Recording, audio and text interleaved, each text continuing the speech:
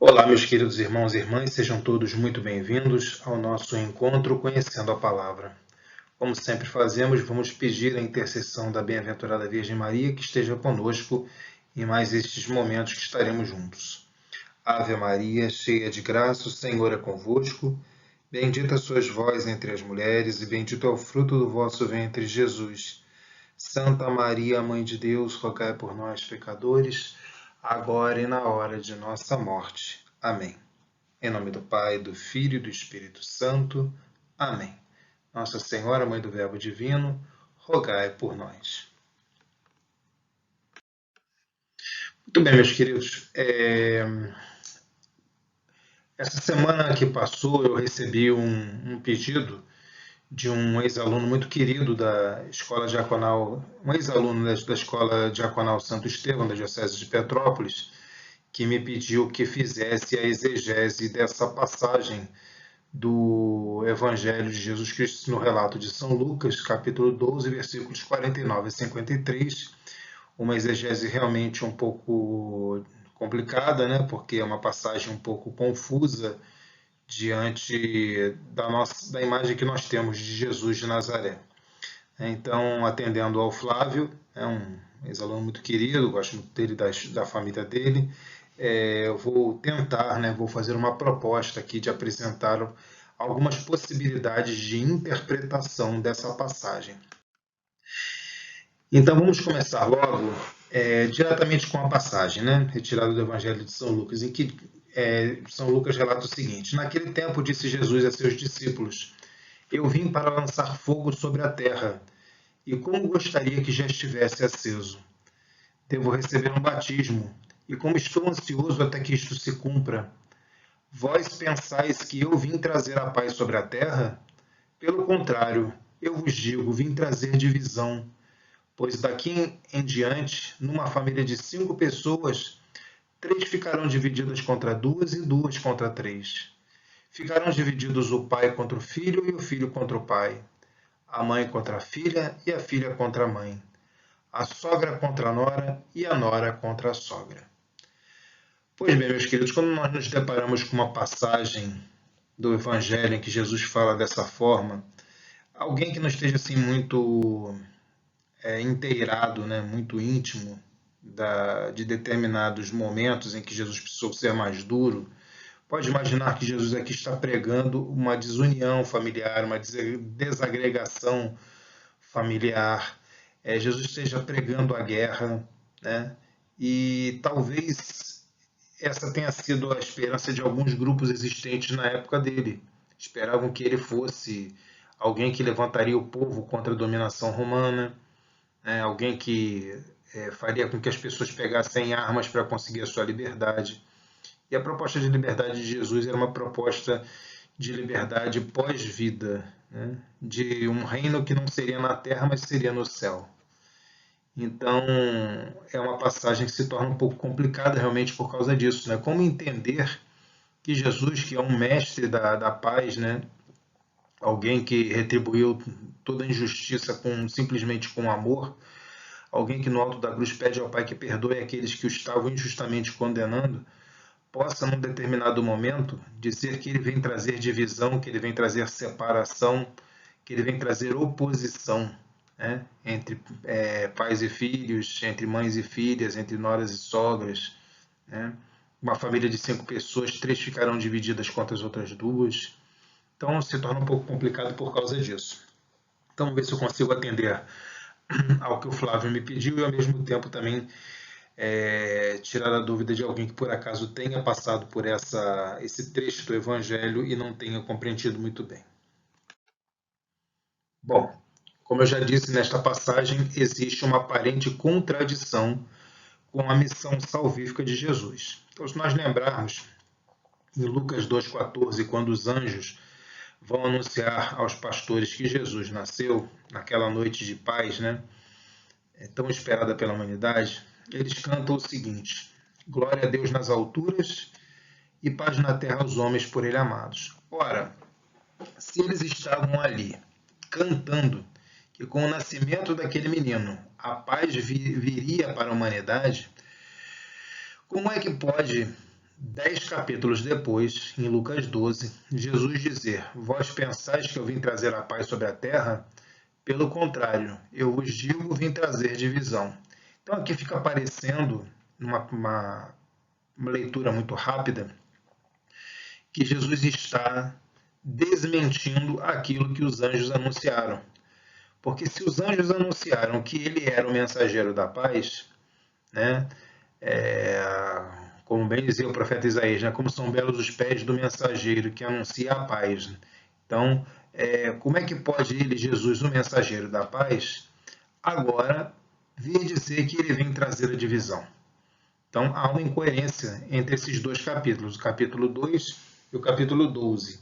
Um Jesus apresentado como aquele que traz a união e a paz, e o outro como aquele que traz a desunião e a divisão. Mas vamos entender melhor isso. Aqueles que tomam contato com a palavra de Jesus não podem permanecer indiferentes ao que ela propõe. Então ele vem trazer uma mensagem. Ele vem romper com certos paradigmas e preconceitos que existiam até aquele momento na humanidade, sobretudo dentro do povo escolhido por Deus. E as pessoas que ouvem a palavra de Jesus, elas não podem ficar inertes e indiferentes depois disso. Os patriarcas passaram, os profetas passaram, anunciaram, e as pessoas não se emendaram. Agora o próprio Deus vem à Terra trazer a mensagem. Então não é possível ficar num estado de omissão, um estado de inércia, né? Então todo aquele que toma, isso vale para nós também hoje, todo aquele que toma contato com a palavra de Deus não pode permanecer indiferente a ela. Ou alguém a segue corajosamente, dando testemunho, ou se opõe a essa palavra.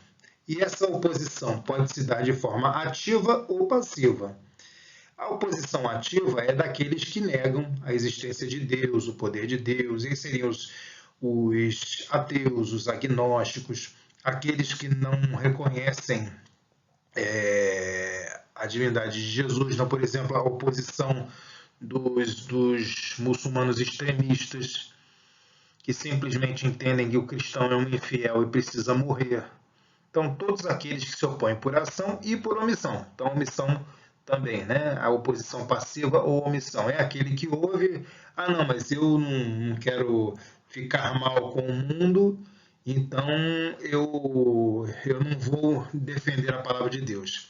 Estava um domingo desses na missa na paróquia de Santo Antônio, aqui de Teresópolis, e Padre Renato falava uma coisa que também já me incomoda há muitos anos, né? É a história do católico não praticante. Gente, não existe nada mais omisso do que o chamado católico não praticante. Aí chega a pessoa lá, o que você é? Qual a sua religião? Eu sou católico não praticante. O que é o católico não praticante? O católico não praticante é aquele que é batizado, mas ele não vai à missa, ele não recebe nenhum sacramento, não se confessa, sabe? Então, assim, a omissão completa. Ele não é nada, e para ficar bem com todo mundo, ele diz que é a maioria. Ok? Isso a gente vê em todos os campos da sociedade, mas no campo religioso é o católico não praticante. Na verdade, ele não é católico. Como muito bem disse o padre Renato, até falou que fica nervoso quando ouve um negócio desse. Eu também fico.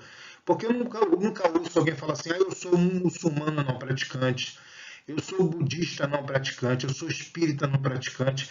Eu não vejo ninguém falar isso. Não vejo nem, eu sou protestante não praticante, ou evangélico não praticante. Não existe, só existe isso no catolicismo, mas eu sou católico não praticante. Então, na verdade, ele não é nada. Ele nem católico é. Mas para não ter divergência com ninguém, para ficar bem na fita, ficar bem no filme, como o pessoal fala, então ele se diz católico não praticante. Ok? Então, é aquele que se opõe através da omissão. E não somente com relação a isso, né? Porque também as pessoas que vivem de forma incoerente, por exemplo, a pessoa frequenta a missa, mas não pratica a caridade de forma nenhuma. Né? Na missa é um santo, saiu da missa, não quer nem ouvir um irmão que está sofrendo, a pessoa liga pedindo uma paciência de ouvi-la por 5 minutos e ela não tem paciência para nada, é grosseiro com todo mundo, é desonesto com todo mundo. Isso também é uma forma de ser omisso com relação às mudanças sociais que Jesus veio implementar. E quando se estudam os grupos marginalizados do tempo de Jesus, logo se percebe que ele veio fazer uma transformação. Então havia toda uma indiferença dentro do judaísmo com relação a esses grupos, né? Então, por exemplo, Jesus conviveu com prostitutas, com cobradores de impostos, com doentes, com possessos de demônios, né? E eram pessoas que, dentro da sociedade da época, eram colocadas de lado. Não se queria contato com essas pessoas. A prostituta era alguém que violava a lei de Moisés. O cobrador de impostos era o traidor da nação. Os doentes eram aqueles que estavam pagando alguma pena porque foram infiéis a Deus. Os possessos também permitiram que os demônios entrassem. Então eram pessoas completamente esquecidas. E aí Jesus vem e fala, não, eu vou dar atenção a essas pessoas. E efetivamente deu atenção. Então o discípulo de Cristo não pode ignorar essas pessoas e as pessoas atualmente, no nosso tempo, que seriam tratadas como essas pessoas foram na época. Certo? Então, se por exemplo você tem uma pessoa na sua vida que te incomoda muito, ele seria um desses marginalizados da época nos dias de hoje, né? E várias outras situações, às vezes irmãos que não se falam, né? E tantas outras coisas que todos nós passamos por isso daí. Então é um eterno vigiar. Para seguir verdadeiramente a Jesus Cristo é um eterno vigiar. Eu preciso estar sempre em vigilância porque passamos por situações, somos seduzidos pelo demônio a darmos um contra-testemunho do nosso cristianismo, a não vivermos inteiramente a nossa fé e a coerência da palavra e das ações que Jesus espera de nós. Pois bem, então quando a gente estuda esses grupos marginalizados, a gente vê que Jesus rompeu com isso. E será que ele agradou a sociedade da sua época porque não tratava como marginais aquelas pessoas que eram marginalizadas? Bom, então a partir daí você pode facilmente imaginar quantos queriam seguir de coração a Jesus, mas não eram capazes de desafiar o poder constituído, né? Então, pessoas que se opuseram por omissão. O exemplo mais claro é o do jovem rico que esteve prestes a se tornar um discípulo, mas recuou diante da necessidade de se livrar dos bens materiais. Então ele queria de coração seguir a Jesus, mas ainda não estava pronto para abrir mão das riquezas que possuía. Então muitas pessoas queriam verdadeiramente seguir a Jesus, mas faltava essa coragem, né? Faltava romper com os valores que a sociedade colocavam como justos e certos. Quantos enfrentaram a partir de casa uma rejeição por seguir a Jesus? O Evangelho mesmo mostra momentos em que a família de Jesus o tratava como um louco. Então vamos pegar aqui o Evangelho segundo São Marcos, capítulo 3, versículo 21, em que nós vamos ver esse episódio em que a própria família de Jesus não o considera. Marcos 3. Vou ler o 20 e o 21. A rubrica da passagem diz Providências da família de Jesus. E diz aqui São Marcos, e voltou para casa. Jesus voltou para casa. E de novo a multidão se apinhou de tal modo que eles não podiam se alimentar. E quando os seus parentes, tomaram conhecimento disso, saíram para detê-lo, porque diziam, enlouqueceu. Então os próprios parentes de Jesus consideraram que ele era um louco. Então, se Jesus passou por essa situação, por que nós também não passamos por isso?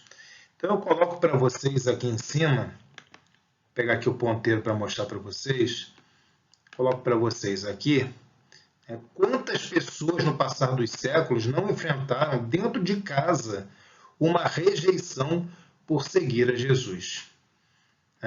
Quantas pessoas não passaram por isso? E aí eu dou um breve testemunho meu. Quando eu comecei a trabalhar efetivamente na igreja, passada a minha primeira comunhão e os anos que eu fiquei afastado da igreja, em 1987, com 18 anos, eu fui receber o sacramento da crisma e então comecei a trabalhar na igreja e não mais sair. E os meus primeiros anos em grupo jovem, logo assim que terminei a crisma, às vezes eu passava em casa, atividade o domingo inteiro na igreja, né? E passava em casa para almoçar, para depois voltar de novo e ficar até tarde na igreja tocando, em reunião de grupo jovem, dando aula para as crianças e tudo, ou aula de crisma. e para adolescentes, e eu lembro sim que os próprios parentes, né, falavam assim, poxa, a casa que virou pensão, você só passa aqui para almoçar. Então as pessoas, não, às vezes, dentro de casa já encontram essa certa resistência. E eu vejo isso como uma coisa muito natural, porque Jesus também passou por isso. Então, se ele, como mestre, passou, por que eu, como discípulo, não passaria? Então, eu já vejo aqui uma pequena uma possibilidade de interpretação dessa difícil passagem assim. Essa oposição, porque eu fui fiel ao chamado, então encontrei também divisão dentro de casa. Né? E quantas pessoas não encontram divisões até mais sérias do que eu encontrei? Eu tenho vários casos de a mãe ser protestante, o filho ir para a igreja católica e a mãe quebrar o violão do filho. Isso aconteceu de verdade com um colega de um grupo jovem no Rio de Janeiro. A mãe quebrou o violão dele para ele não tocar na igreja. Então são coisas que a gente vê dessa oposição. Ah, mas Jesus está pregando entre essa divisão? Não, mas ela aconteceu. Né? Se você quer ser uma pessoa coerente, seguir fielmente a Jesus, você encontra essa oposição também dentro de casa, essa divisão dentro de casa. Então é o que eu falo ali, né? A filha contra a mãe contra a filha, ou a mãe contra o filho contra a mãe, ou o pai com a filha, e vice-versa, e assim segue. Né? Então, uma primeira possibilidade de interpretação é essa. Se você vai seguir fielmente esse chamado, essa convocação para combater por Jesus, há uma grande possibilidade de encontrar resistência, inclusive dentro de casa com os parentes, porque Jesus também encontrou. Ok? Então, essa é uma possibilidade de interpretação dessa passagem, que eu gosto muito dessa forma de interpretar, tá? Dessa interpretação que eu estou dando aqui agora. Na história da igreja, muitos foram os que padeceram por perseguição dos próprios pais ou de outros parentes próximos. A espada de Jesus, né, essa espada de divisão que Jesus fala, é aquela que chega a separar a alma do espírito. Então, aqui, dentro do pensamento grego do Novo Testamento, alma e espírito teriam diferença. Né? A alma é aquilo que dá a vida e o espírito é o que nos conecta com Deus, né? Algo que Deus nos deu, a humanidade. Nossa capacidade de querer, de amar e de entender as coisas. Né? Então, como no ser humano a alma ela está intimamente atrelada ao espírito, diferente dos outros seres vivos que não tem isso, como a gente às vezes você vai fazer você vai desfiar uma carne de um animal que tenha osso, né? E você percebe, às vezes até um peixe você vai tirar da espinha, às vezes você vê na carne do animal ela bem presa no osso, né? Então, por mais que você tire ali, quando você vai jogar os ossos fora, você vê que ainda tem alguns fiapos grudados. Então, é a mesma coisa a alma com o espírito. Então, seria preciso uma lâmina muito fina para poder separar a alma do espírito. Né? Então, Jesus vai até lá no miolo mesmo, lá dentro mesmo, no mais profundo, para conseguir fazer essa separação. E em Hebreus 4:12, nós temos essa citação. Hebreus 4:12. Pois a palavra de Deus é viva, eficaz e mais penetrante do que qualquer espada de dois gumes. Penetra até dividir alma e espírito, junturas e medulas. Né? Então, a palavra de Deus, essa palavra que Jesus nos deixou também, é uma palavra que vai fundo e que exige de nós, às vezes, essas divisões familiares. Né? Então, ela vai lá no mais profundo. É interessante que ele fala espada de dois gumes, porque quando você tem uma espada de um gume só, ela entra na carne cortando na parte onde tem a lâmina. Mas em cima há uma resistência, porque não tem fio. Então, ali vem causando um trauma e um atrito. Mas quando você tem uma espada de dois gumes, os dois fios, ela vai cortando tudo. Corta a pele, corta a carne, vai até o mais profundo possível. Então, a palavra de Jesus é uma palavra de dois gumes, né? Ela vai no mais profundo possível e separa o corpo da alma. Então, ali faz a separação daqueles que são fiéis e daqueles que não são tão fiéis assim. Ou seja, daqueles que são quentes dos que são mornos. Né? Então, é aquela que chega a separar a alma do espírito. E dentro da história da igreja, essa palavra de Jesus que fez essa separação fez com que surgissem muitos mártires e mesmo alguns santos confessores, né, que tiveram atritos com familiares e daí surgiu o desenvolvimento dessa santidade. Então vejamos aqui alguns casos. Começando com Santa Bárbara, né, que é a santa invocada durante as tempestades e também padroeira da arma de artilharia do exército, né, por conta dos fogos que cortam o céu, né, os relâmpagos, parecendo balas de canhão. Então, na história de Santa Bárbara, conta-se o seguinte: em certa ocasião, seu pai decidiu construir uma casa de banho, né, um banheiro, um lugar para ela tomar banho, com 2 janelas. Todavia, dias mais tarde, ele viu-se obrigado a fazer uma longa viagem. Enquanto Dióscoro, que era o pai dela, viajava, Bárbara ordenou a construção de uma 3ª janela na torre, visto que a casa de banho ficava numa torre.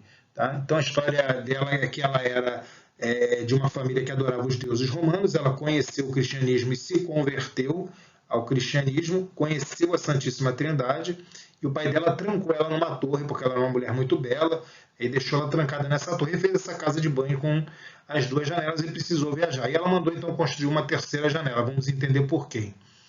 Além disso, ela esculpira uma cruz sobre a fonte. O seu pai Dióscoro, quando voltou, reparou que a torre onde tinha trancado a filha tinha agora 3 janelas em vez das 2 que ele mandara abrir.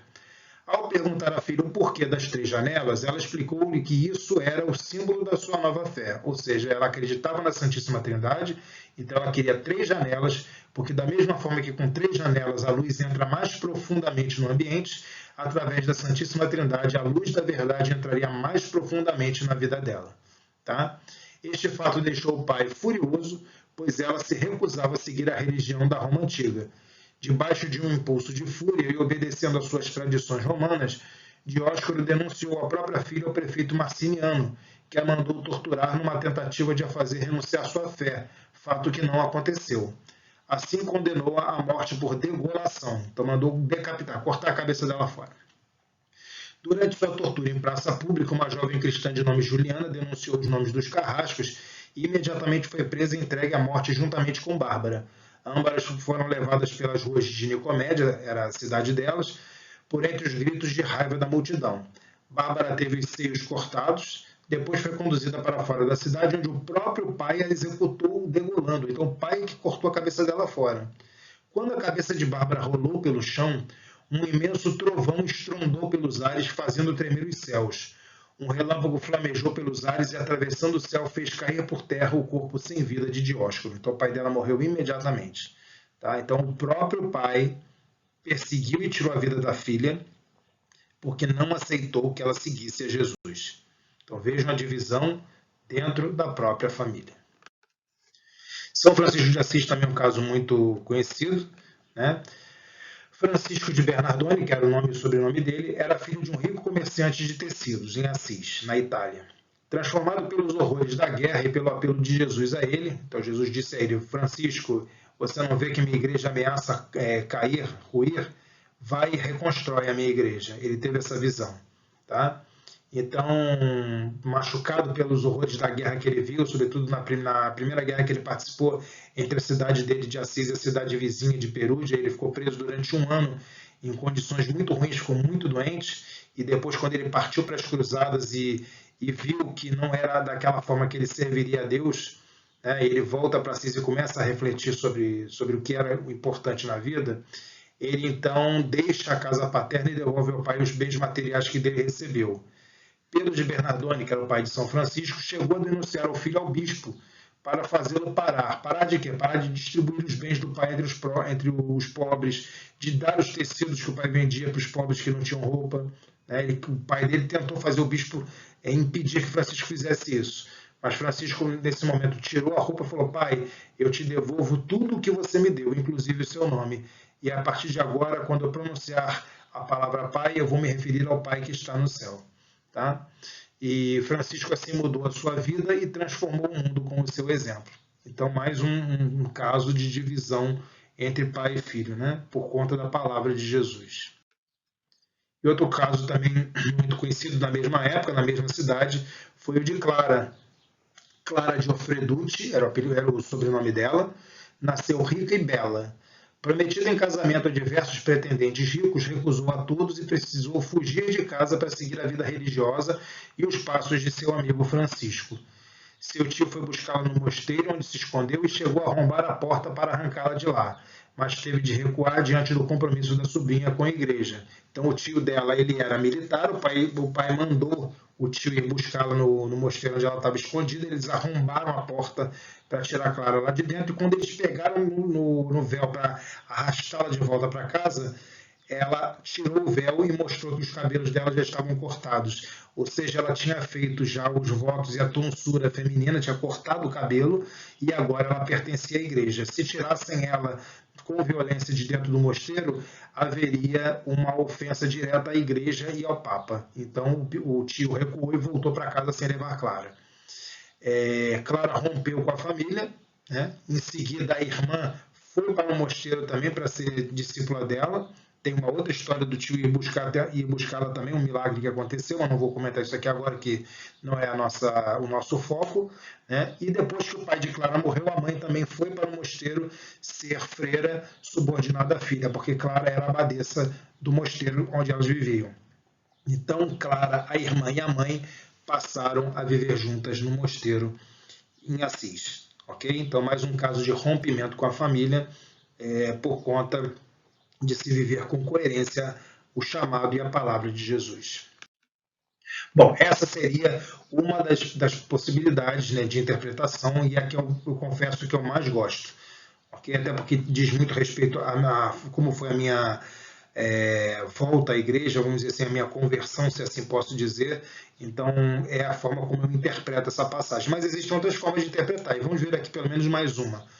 Numa interpretação ainda mais extensiva, onde consideramos não uma família específica como a de Francisco, de Bárbara ou de Clara, mas a família humana como um todo, a divisão que Jesus traz se dará no juízo final, quando os ímpios serão separados dos justos. Então ele vem trazer a proposta, né?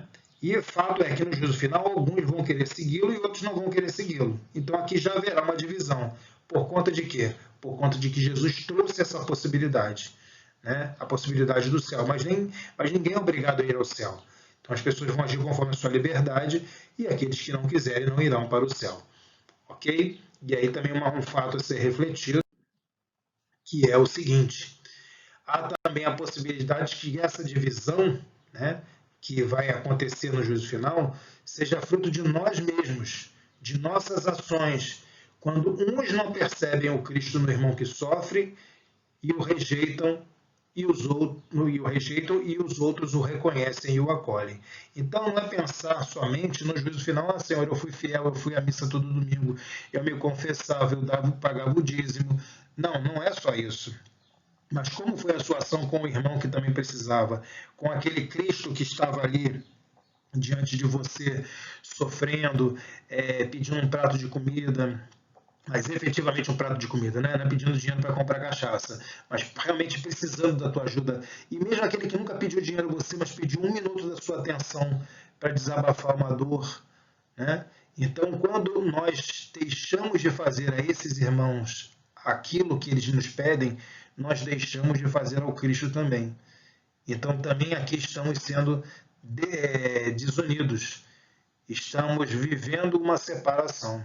Então vejam vocês que em momento nenhum Jesus está pregando a divisão.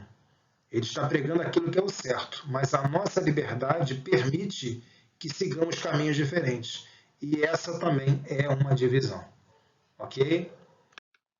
Pois bem, essa foi uma breve exegese. Se vocês forem buscar, provavelmente na internet, em homilias sobre o dia, vocês verão que às vezes a pessoa que está fazendo a homilia, seja um bispo, um padre, um diácono, ele vai dar talvez um enfoque diferente. Né? E, sobretudo, quando você é teólogo, você tem a liberdade de fazer uma interpretação em cima disso. Claro, como eu sempre digo, o teólogo tem essa liberdade, mas dentro de uma ética teológica, né? Não é fazer uma interpretação louca. Não, Jesus realmente veio pregar a guerra, sim. Ele quer que a gente pegue em armas e faça como os muçulmanos radicais estão fazendo. Então vamos lá, vingança, vamos fazer uma nova cruzada e vamos lá acabar com o Estado Islâmico. Não é isso, tá? Mas há possibilidade de outras interpretações. Como já disse várias vezes nesse vídeo, eu particularmente gosto muito daquela que diz que quando você assumir com coerência e com coragem o segmento de Jesus, você encontrará oposição no seu trabalho, oposição no seu local de estudo, oposição entre os seus amigos e inclusive entre os seus parentes. Tá? Isso é inevitável. Então, vamos pedir realmente a Jesus que nos dê sempre essa força, que o Espírito Santo esteja conosco e nos dê a coragem e a determinação para seguirmos em frente, testemunhando e pregando o Evangelho. O Senhor esteja convosco, Ele está no meio de nós. Por intercessão de Nossa Senhora, a Mãe da Esperança, abençoe-vos o Deus Todo-Poderoso, Ele que é Pai, Filho e Espírito Santo. Amém. Que todos tenham uma semana muito abençoada. Shavua Tov. Até o nosso próximo encontro, Leit Haot. Que a paz e as bênçãos de Deus estejam sempre no coração de vocês. Shalom Aleichem. Não se esqueçam, né, de dar o like, de se inscrever no nosso canal e de comentar. Eu gostaria apenas de recordar a vocês, essa é a nossa aula 26. Eu estou planejando gravar o programa somente até a aula 30. Então, na verdade, nós teremos só mais 4 encontros pela frente. Como já antecipei no último vídeo, eu estou com algumas outras incumbências, né? Eu estou adiantando meu projeto de tese do meu doutorado, estou avançando cada vez mais no estudo do hebraico bíblico, e isso tem me tomado um tempo muito grande, então está um pouco difícil de gravar, né?